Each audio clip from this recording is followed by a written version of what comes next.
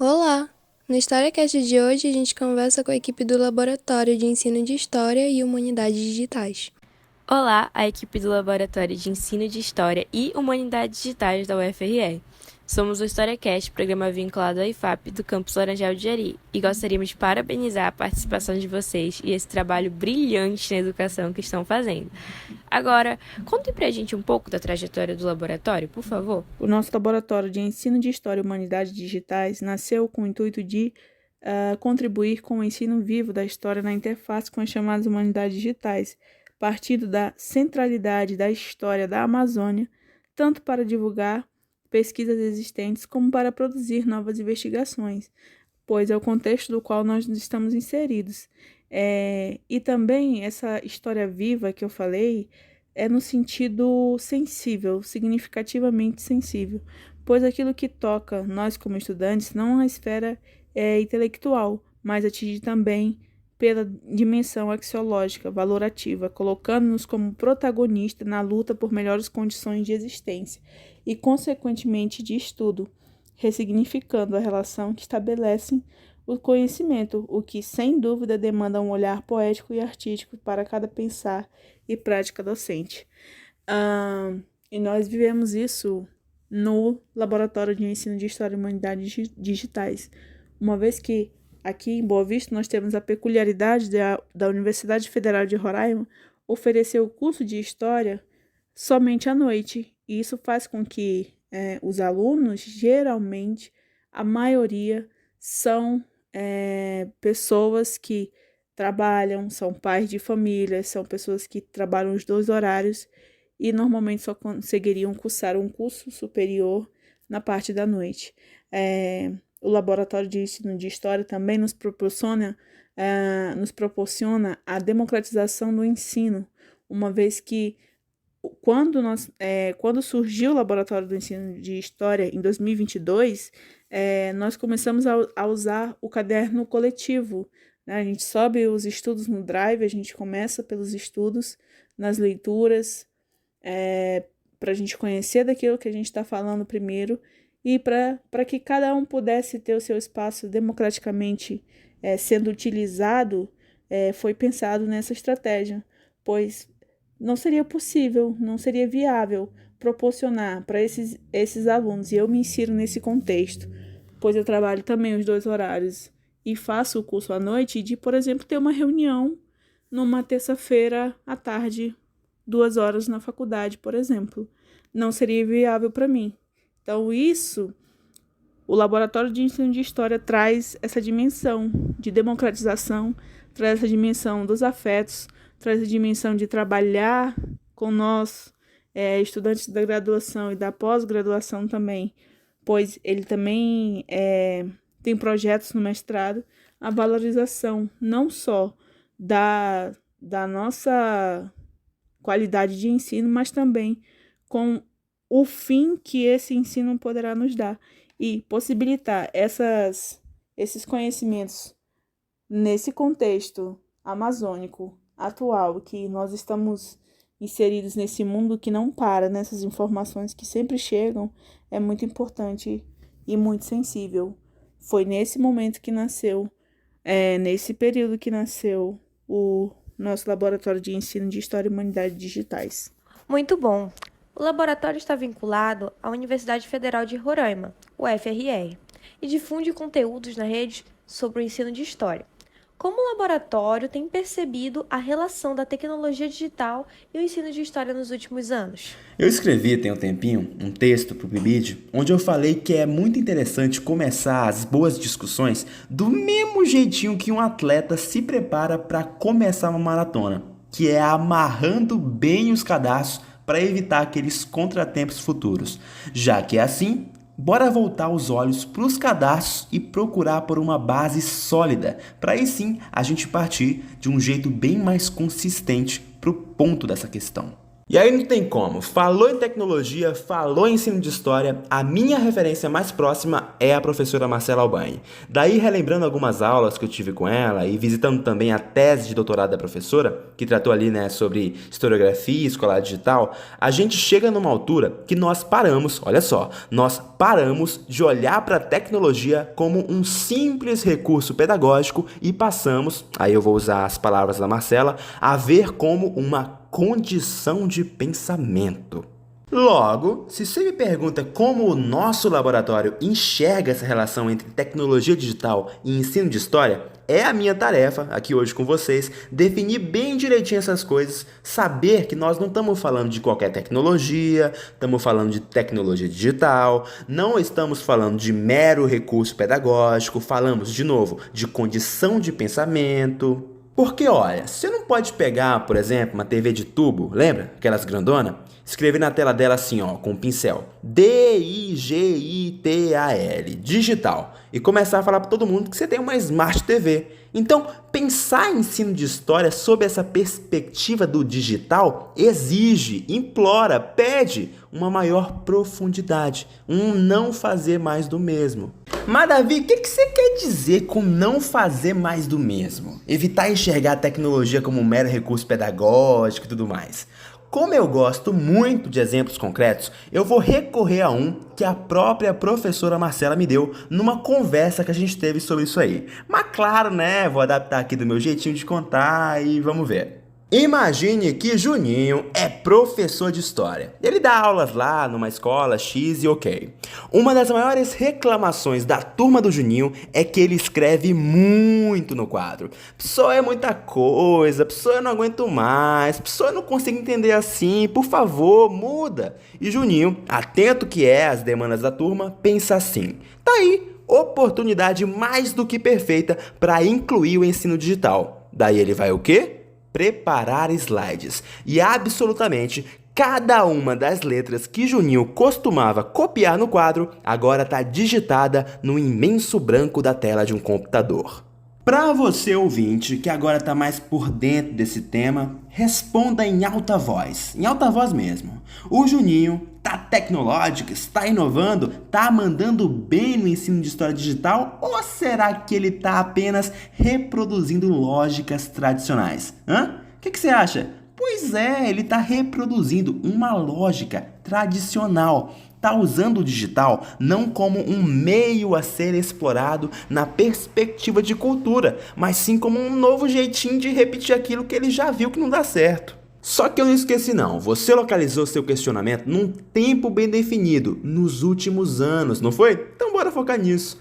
Hoje em dia, isso aí já é mega sabido, que quase toda pessoa tem uma rede social, pelo menos uma. Você, ouvinte que está aqui conosco, muito provavelmente tem, tua família também, às vezes até teu cachorro tem um Instagram da vida aí, né? Pois então, as redes sociais funcionam através de uma palavrinha que a cada dia que passa fica mais em alta, algoritmo, que é um conjunto de códigos que interpretam comportamentos. Comportamentos de quem? Do usuário, de você, meu e de qualquer pessoa que esteja inserida nesse meio.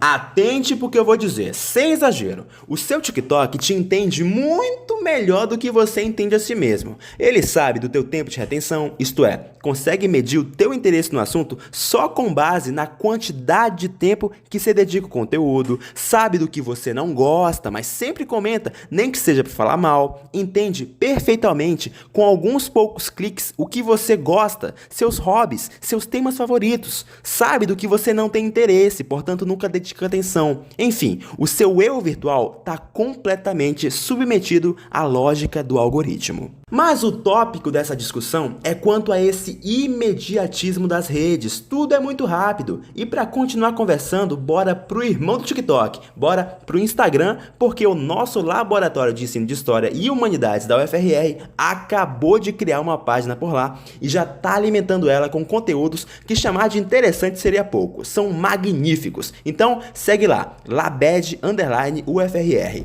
LABEHD_UFRR.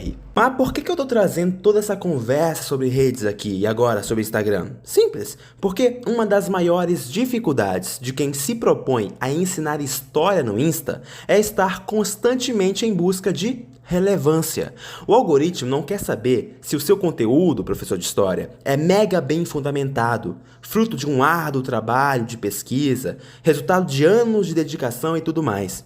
O algoritmo quer saber se o teu conteúdo é interessante para os moldes daquela rede social. Ele quer saber se o teu Reels está em 9:16, que é aquele tamanho vertical da tela do celular. Ele quer saber se você usa o Reels. E quando usa, você põe uma trilha sonora que está em alta? Você edita no Instagram ou você traz editado de outro aplicativo para postar lá? O teu Reels é grande? E, gente, grande, para os parâmetros nossos aqui, eu tô falando de coisas de mais de 1 minuto. Perceberam? Ensinar história no Instagram ou em qualquer outra rede social requer muito mais do que conhecimento histórico. Isso tem seu lado bom, no sentido que possibilita ao professor o acesso a uma cultura digital bastante produtiva, e tem o seu lado ruim, porque cada vez mais importantes discussões do nosso campo ficam submetidas a um debate raso ou inexistente. Cada vez mais desinformação é transmitida por um sistema seletivo e desregulado. Isso porque eu nem falei do famoso ChatGPT, com seus prompts de comando e outras inteligências artificiais incluídas nesse complexo processo. Mas isso fica para outro dia. Agradeço a oportunidade e me despeço. Tchau! Nossa, interessante. Agora, conte para os nossos ouvintes como o laboratório tem ajudado na formação de novos professores, por favor. E quais são os projetos envolvidos por vocês? É bem interessante pensar mesmo como o nosso laboratório de ensino de História e Humanidades Digitais tem contribuído para formar novos professores, porque estamos falando tanto de novos professores no sentido mesmo da formação inicial, como também de novos olhares para quem já está no caminho da docência em História há mais tempo. E eu sou parte disso, né? É uma honra e é uma alegria estar em contato com profissionais, com colegas de ofício, sempre tentando aprimorar o nosso olhar sobre esse grande campo de pesquisa que é o ensino de História e procurando, por meio do afeto, por meio da coletividade, por meio da partilha, proporcionar momentos efetivamente formativos para todos e todas que estão envolvidos nesse ínterim, né? Nesse nosso útero, que ainda o nosso laboratório é recente, né? Então acho que a gente ainda está nesse processo de saída do útero e procurando então parcerias tanto no estado de Roraima como também fora dele. Destacaria que a nossa rede, a gente tem trabalhado em rede, procurado colegas, né, que estão a fim de trocar para o desenvolvimento desses projetos. Atualmente nós temos o nosso projeto de pesquisa com o mesmo nome do laboratório, que se chama Ensino de História e Humanidades Digitais. Temos também o projeto chamado Intelectuais Mulheres que Contribuem para o Ensino de História, que está sendo feito com os colegas, professores da educação básica e alunos do Prof. História, que é o nosso mestrado profissional em ensino de História. Nós temos também as chamadas oficinas formativas, que estão sendo lideradas pelos alunos e convidados do Programa de Iniciação à Docência, que é o PIBID. E também nós temos feito e realizado entrevistas com profissionais da área do ensino de História que pesquisem também sobre as tecnologias digitais e disponibilizado tudo isso no nosso canal do YouTube, que vocês podem inclusive acessar, né? Já foi conversado e vai ser reforçado aqui que vocês conheçam o nosso trabalho, que está disponível no nosso Instagram e também no nosso canal no YouTube, e possam aí se apropriar, possam tecer comentários, possam interagir com a gente. E além desses projetos, né, da escuta das intelectuais mulheres que contribuem para o ensino de História, das oficinas formativas que estão sendo lideradas pelo Programa de Iniciação à Docência, das entrevistas, como eu falei, que estão sendo feitas com referências da área, nós também temos o projeto de tornar algumas das nossas aulas de estágio supervisionado e práticas de ensino de História, atualmente com o novo PPC do curso de História, a gente está chamando de Ensino de História 1, Ensino de História 2, 3 e 4, antes chamadas de Prática de Ensino, de disponibilizar essas aulas abertas que têm diferentes temáticas. Então, nós já fizemos aulas abertas sobre a saúde vocal do professor, sobre o ensino de história regional e por aí vai. E o outro projeto que nós temos em curso, que está sendo desenvolvido durante esse ano todo de 2023, se chama Ensino de História Amazônico, que está sendo feito em parceria com o canal Historiar-se, que também vale muito a pena, para quem não conhece, buscar o material que eles estão produzindo, porque tem muita coisa, muito conteúdo de ponta, gente. Vale a pena conhecer e mergulhar no prazer que é fazer pesquisa e estudar esse grande campo chamado ensino de história. Retomando então a pergunta de como a gente tem articulado, ajudado e contribuído nessa formação de novos professores, é justamente colocando diferentes gerações em diálogo, diferentes gerações para debater, produzir e divulgar conhecimento histórico de qualidade, em respeito ao trabalho da educação básica, em respeito à docência, do que é ser professor no Brasil de hoje, com todos os seus desafios. Então, para quem está nos ouvindo, talvez professores, professoras, licenciandos, pós-graduandos e o público interessado nesse debate, que vocês conheçam, acessem, comentem, interajam. E vou reforçar, gente, esse laboratório está aberto a novas e boas parcerias. Estamos aqui para produzir com vocês, para vocês e por vocês. Muito bom. A tecnologia não é algo novo na história e na educação. Há vozes críticas sobre o assunto. Como o laboratório enxerga as possíveis dificuldades da tecnologia no ensino de história? A tecnologia não é algo mesmo novo na história e na educação. Por quê? Porque o conceito de tecnologia, ele é um conceito muito amplo. Tudo é tecnologia. Se a gente pensar no caso da educação, a gente poderia dizer que a caneta é uma tecnologia, que o livro didático é uma tecnologia, mas o nosso foco no Laboratório de Ensino de História e Humanidades Digitais é pensar a tecnologia digital na sua especificidade, ou seja, naquilo que ela tem a oferecer de diferente para os processos de ensino-aprendizagem. E sem dúvida, essas vozes críticas sobre o assunto, elas são necessárias, porque são elas também que nos ajudam a balizar essa discussão, para que a gente não caia naquela visão extrema de enxergar a tecnologia como salvação e tampouco de demonizar a tecnologia. É preciso encontrar e construir esse caminho do meio, considerando os limites e as possibilidades e potencialidades que o digital tem a oferecer para a nossa área disciplinar, que é a história. As dificuldades encontradas na tecnologia, no uso das tecnologias digitais para o ensino de história, são inúmeras. Em primeiro lugar, a gente está num país em que a exclusão digital ainda é muito grande. Por mais que hoje a gente tenha mais pessoas interagindo na rede, nós ainda temos elevadíssimos índices de exclusão digital. Então, a questão do acesso é um primeiro ponto. E talvez seja esse ponto que mais apareça nos debates quando a gente participa dos eventos acadêmicos, quando a gente tem a chance de falar para o grande público. Sempre vem esse ponto do acesso. E é preciso enfrentar esse ponto, lutando nas políticas públicas por mais acesso e por maior e melhor qualidade da própria internet no Brasil. Aqui no estado de Roraima, a gente vive diariamente, ou melhor, semanalmente, esse desafio da conexão. Infelizmente, é constante esse processo da gente ter a fibra rompida e tudo para.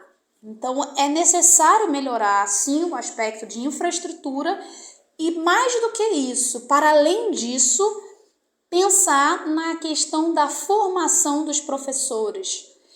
Eu já vi inúmeras escolas que têm acesso às tecnologias e que aquilo não é aproveitado na sua especificidade. Por quê? Porque não há um debate da tecnologia como conteúdo, da tecnologia com as suas implicações sociais. Então, as dificuldades elas não se restringem meramente a um aspecto de infraestrutura, mas também de formação. Eu queria destacar, porém, que dificuldades existem, e não são poucas, conforme a gente está conversando aqui, mas que elas estão aí para serem contornadas. E o Brasil, o nosso país, na sua imensidão, na sua dimensão de continente, ele tem inúmeras respostas a essas dificuldades. E sabe aonde estão essas respostas, gente? Nas salas de aula da educação básica. Entendo que, eu já escrevi sobre isso há um tempo atrás, que as escolas hoje, as salas de aula na educação básica, elas literalmente são esse grande laboratório da história digital. Talvez elas estejam muito à frente do que a própria sala de aula das universidades.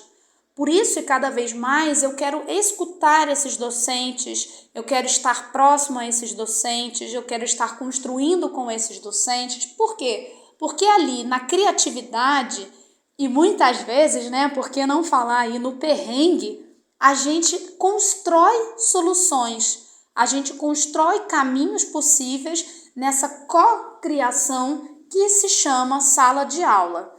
A cocriação quer dizer o seguinte, que todos ali são cabeças pensantes e capazes de criar em coletividade. Vocês devem perceber que a palavra coletividade, afeto, partilha, elas vão se misturar nessa grande teia. Elas vão se misturar e a gente vai acabar aqui inúmeras vezes reforçando esses termos, porque eu entendo que o afeto, a partilha, a colaboração e a coletividade são as bases de construção dessa história digital, para que a gente efetivamente humanize, para que a gente efetivamente toque e transforme almas e corações. Então, gente, fica mais uma vez o convite para que a gente use das dificuldades, dos desafios, daquilo que é difícil, daquilo que a gente ainda não consegue, para construir uma outra possibilidade de trabalho, de atuação e também da nossa profissão, O professor de história hoje nas redes, ele ocupa um papel fundamental de pensamento crítico, de produção de conteúdo de qualidade. Não é à toa que a gente tem aí o debate da história pública, não é isso? Então, é isso. Perfeito! Outro debate recente é a difusão de conteúdo de história para o público por especialistas e não especialistas. Como o laboratório está lidando com essa questão? Sobre a difusão do conteúdo de história para o público por especialistas e não especialistas, hoje em dia, vivemos em uma sociedade em que todos sabem de tudo e de qualquer assunto. Todo mundo é especialista em algo. A verdade é que essa ideia está bem fundamentada na teoria de Bauman, quando ele coloca sobre a questão da modernidade líquida. Estamos vivendo na era da superficialidade, em que não há um aprofundamento nos assuntos. Todos sabem, mas sabem de maneira superficial. E a internet e as redes sociais são os campos em que se propagam essas ideias e os seus conhecimentos a respeito de tudo, na maioria das vezes sem ter um embasamento teórico para tal.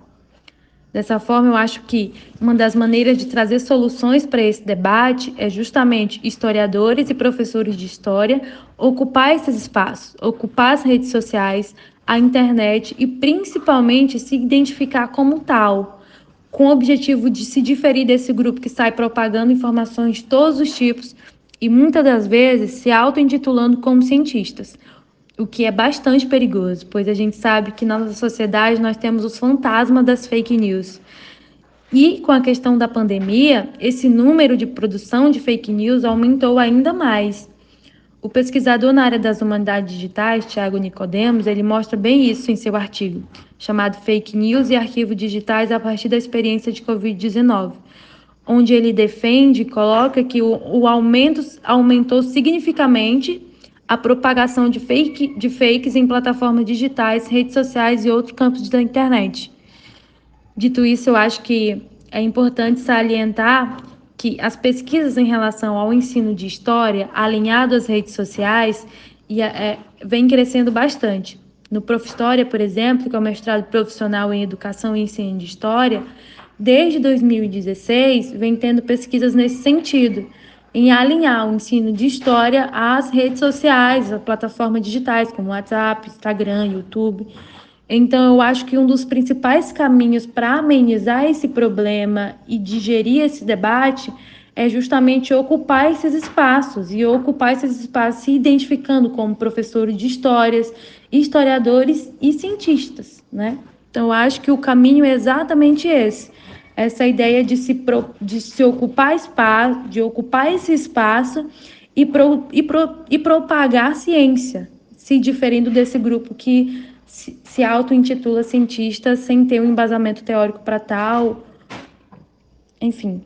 Nossa, excelente! E por último, o Laboratório de Ensino de História e Humanidades Digitais poderia deixar algumas referências de estudos, filmes, documentários que abordem a temática da tecnologia e da informação no ensino de história para os nossos ouvintes? Para além de pensar a relação das tecnologias digitais com o ensino de história, eu queria deixar algumas dicas de livros que pudessem servir aí para os nossos ouvintes conhecerem melhor esse grande campo chamado ensino de história. Um clássico que eu não poderia deixar de mencionar se chama Professores de História entre Saberes e Práticas, de Ana Maria Monteiro, nossa referência aí nos estudos. Cartografias da Pesquisa em Ensino de História, organizado pela mesma autora, juntamente com Adriana Ralejo. Entre Textos e Contextos, Caminhos no Ensino de História, organizado pela professora Ana Heloísa Molina e Carlos Augusto Lima Ferreira. Outro material de ponta, gente, de qualidade, Ensino de História e suas práticas de pesquisa, com organização de Juliana Alves de Andrade e Nilton Mulher Pereira. Esse último disponível para download gratuitamente. Se vocês jogarem o nome dele na internet, vocês encontram e conseguem baixar para poder conhecer melhor essas produções e esses textos que estão sendo divulgados e produzidos nesse grande campo. Especificamente sobre o uso das tecnologias digitais, eu recomendaria muito que vocês pesquisassem aí o nome da professora Alexa Pádua, que atualmente está na Universidade Federal de Uberlândia, professora Vanessa Espinosa, professora Anita Lucchesi, Dilton Maianardi, entre outras referências que nos apresentam trabalhos extremamente consistentes e sérios, e que vão poder ajudar aí para quem está começando as suas pesquisas e suas investigações nessa grande área da história digital. Então, eu queria deixar outra dica bacana que se chama Caminhos da História Digital no Brasil, um livro organizado pelo professor Tiago Lima Nicodemo, juntamente com outros colegas, e que é uma produção recente, que faz esse mapeamento do que está sendo produzido nessa área no nosso país, certo? Como dicas de filme, eu lembro de um filme chamado Her, Ela, em português, que fala um pouco da história de um escritor que se apaixona pela voz de um sistema operacional. Eu não sei se vocês já assistiram esse filme, mas caso não conheçam, vale a pena pesquisar. E mais recente, o documentário que foi bastante falado, chamado Dilema das Redes, também apresenta para a gente algumas reflexões importantes de alguns pontos que nós conversamos aqui. Outra dica são as novelas, gente. Eu, como adoro novela, a gente teve recente aí, encerrada faz bem pouco tempo, uma novela da Rede Globo de televisão chamada Travessia. E nessa novela, a questão do digital, ela apareceu inúmeras vezes, Ela estava no cerne da discussão proposta pela autora, Glória Pérez, que nos proporcionou reflexões sobre as polêmicas envolvidas nesse universo do digital. Então, isso também pode ser apropriado, pode ser conhecido pelos nossos docentes da educação básica, para que tenham elementos aí por meio da arte para pensar sobre essa tecnologia como conteúdo. Anteriormente eu falei sobre isso, mas o que significa pensar a tecnologia como conteúdo? É entender, gente, que não há nada de ingênuo quando a gente fala de tecnologia digital. Há a discussão dos algoritmos, há a discussão mercadológica envolvida, há inúmeros aspectos que a gente está aqui querendo pensar as potencialidades, mas que também apresentam perigos e que nós precisamos tratar e trabalhar isso com os nossos alunos da educação básica. Por fim, não menos importante, fica a dica para que vocês acessem o site da Associação Brasileira de Ensino de História, a ABE. A ABE tem disponibilizado materiais de eventos como Perspectivas do Ensino de História, como Encontro Nacional dos Pesquisadores em Ensino de História, e nesses materiais vocês conseguem ter esse panorama, essa visão do campo, inclusive com GTs específicos sobre tecnologia digital.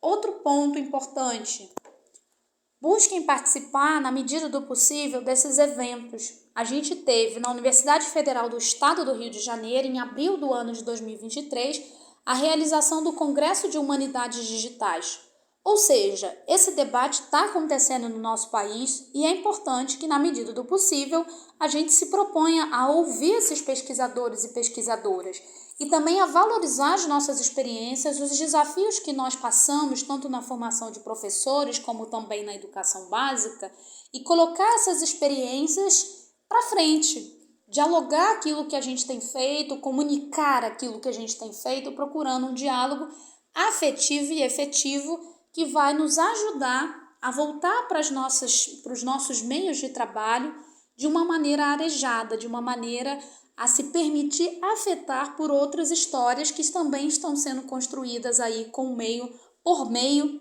das tecnologias digitais. Um abraço. E assim nós finalizamos mais um episódio do HistóriaCast. Segue a gente aqui no Spotify para não perder os próximos episódios e até a próxima!